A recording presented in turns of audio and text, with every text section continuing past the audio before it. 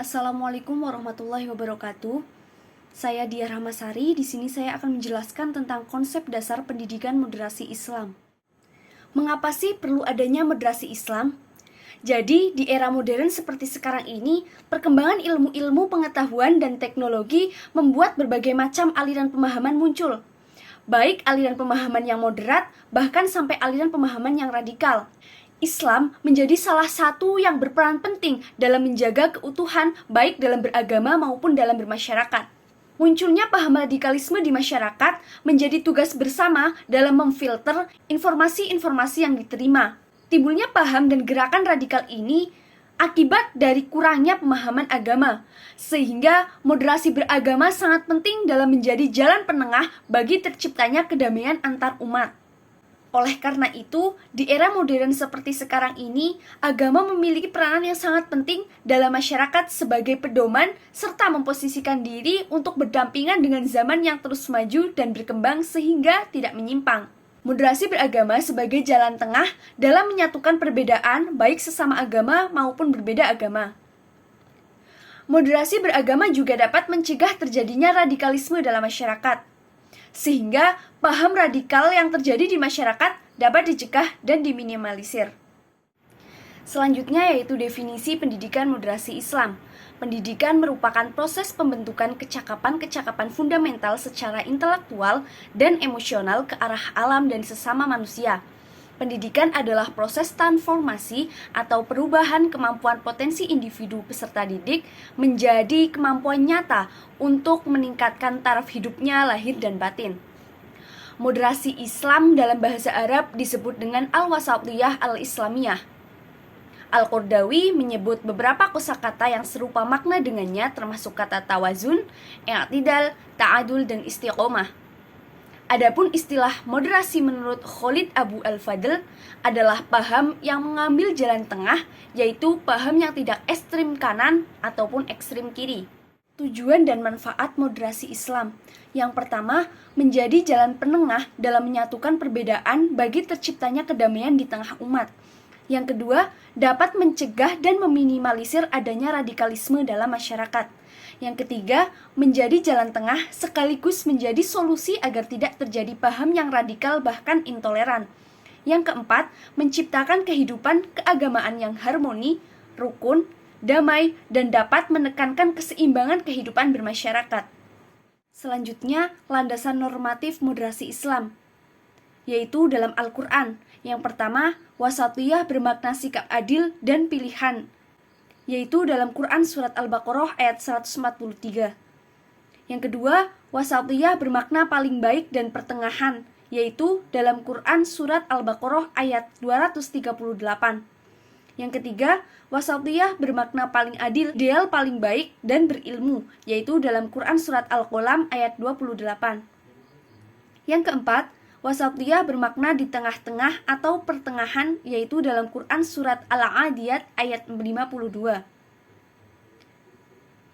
Kemudian dalam As-Sunnah, yang pertama, wasaton atau moderat, bermakna keadilan dalam hadis riwayat Bukhari dan Ahmad. Yang kedua, wasatiyah bermakna posisi tengah penuh keberkahan, dalam hadis riwayat Ibnu Majah. Yang ketiga, wasatiyah bermakna posisi terbaik seperti harta terbaik adalah harta pertengahan, dalam hadis riwayat Abu Daud.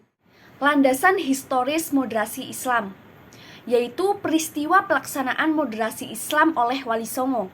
Wali Songo merupakan tokoh penyebar Islam di Indonesia, khususnya di Tanah Jawa. Dalam penyebaran Islam dilakukan oleh Wali Songo tidak jauh berbeda dengan penyebaran Islam oleh para pendahulunya. Wali Songo menyebarkan Islam dengan ramah dan moderat, sehingga masyarakat bisa menerima Islam dengan baik. Cara yang dilakukan oleh Wali Songo ini mampu menarik perhatian masyarakat Jawa, karena mengulturasikan budaya lokal dengan ajaran Islam, seperti kesenian wayang, tarian, dongeng, dan upacara-upacara adat.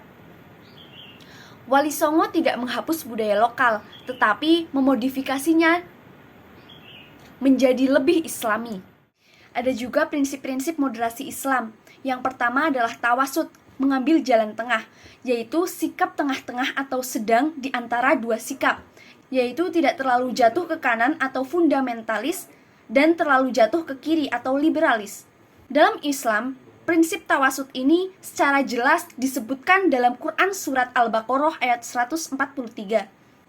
Yang kedua, tawazun atau berkeseimbangan, yaitu pemahaman dan pengamalan agama secara seimbang yang meliputi semua aspek kehidupan, baik duniawi maupun ukhrawi, tegas dalam menyatakan prinsip yang dapat membedakan antara inhiraf atau penyimpangan dan ikhtilaf atau perbedaan.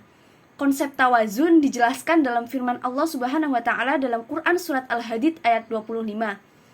Kemudian yang ketiga, i'tidal, lurus dan tengah, yaitu menempatkan suatu pada tempatnya dan melaksanakan hak dan memenuhi kewajiban secara proporsional.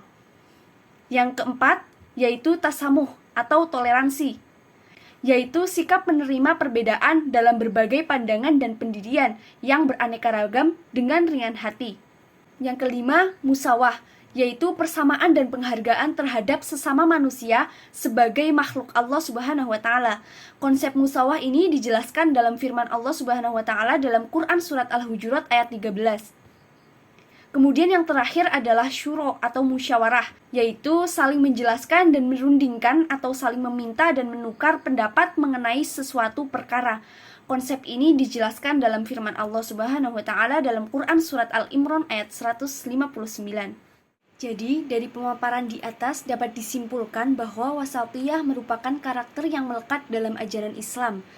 Penelusuran terhadap hadis-hadis yang bertemakan wasatiyah dengan berpijak pada kosakata al-qasd menggarisbawahi adanya beberapa nilai yang melekat terhadap konsep wasatiyah ini, yaitu tawasud, mengambil jalan tengah, tawazun atau keseimbangan, tasamuh atau sikap toleran, i'tidal atau lurus dan tegas, musawah, dan syuro atau musyawarah. Dalam konteks sosial keagamaan, memahami dan mengaktualisasikan prinsip-prinsip wasatiyah tersebut menjadi hal yang sangat penting, karena dengan begitu, Islam mampu tampil di muka bumi ini dengan wajah yang sejuk dan damai. Sekian penjelasan yang dapat saya sampaikan, kurang lebihnya saya mohon maaf yang sebesar-besarnya. Wassalamualaikum warahmatullahi wabarakatuh.